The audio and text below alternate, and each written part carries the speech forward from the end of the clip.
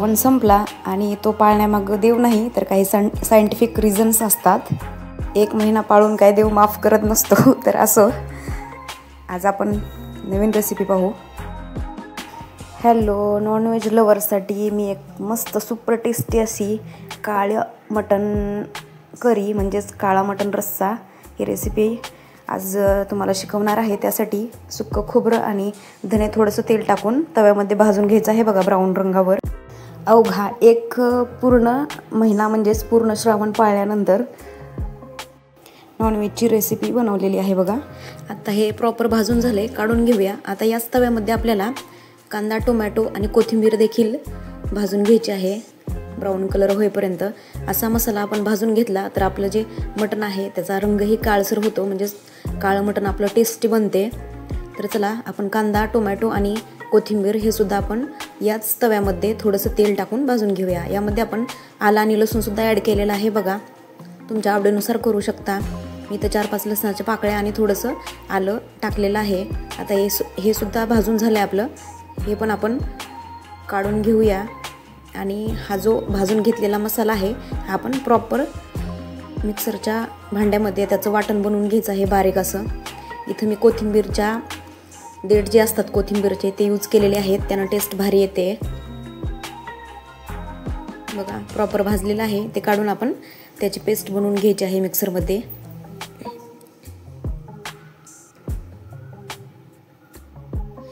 या मसाल्यामुळेच हा काळा मसाला आहे, याच्यामुळेच या रेसिपीला काळं मटण असं किंवा काळ्या मसाल्यातील मटण असं नाव दिलेलं गेलेलं आहे।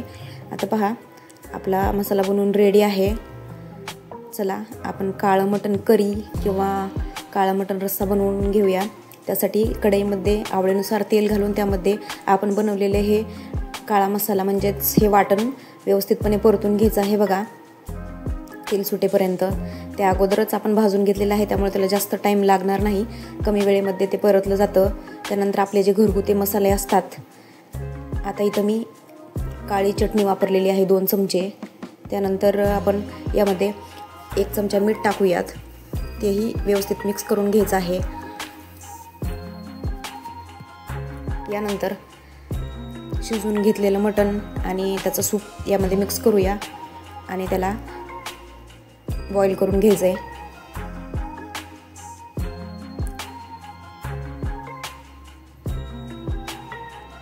याची करी आपल्याला वाढवण्यासाठी पाणी सुद्धा गरम करून घ्यायचं आहे बघा। थंड पाणी यामध्ये वापरायचं नाही, त्यामुळे त्याचं टेम्परेचर मेंटेन राहत नाही आहे आणि चव बदलते।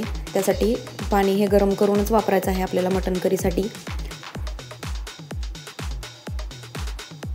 या मसाल्यामध्ये केल्यामुळे मस्त अशी आपली मटण करी रेडी होते। आता हा 1 चमचा मी इथं फुटाण्याचं पीठ आहे बघा ते टाकत आहे, ज्याने दाटसर अशी आपली मटण करी होते, म्हणजे घट्ट होते, खूप पातळ होत नाही।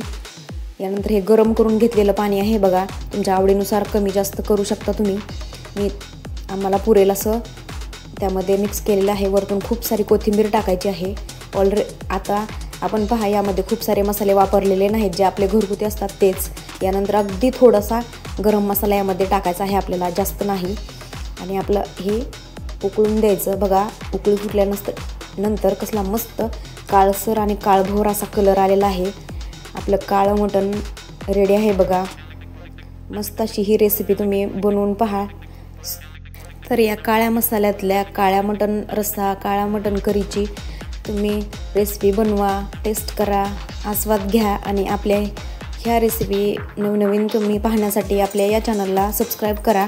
आणि ही जर तुम्हाला रेसिपी आवडली असेल तर शेवटी एक लाईक करायला नक्कीच विसरू नका तुम्ही। तर पहा मस्त असं आपली मटण करी रेडी आहे, तुम्ही ही बनवून पहा आणि शेवटी लाईक, सबस्क्राईब आणि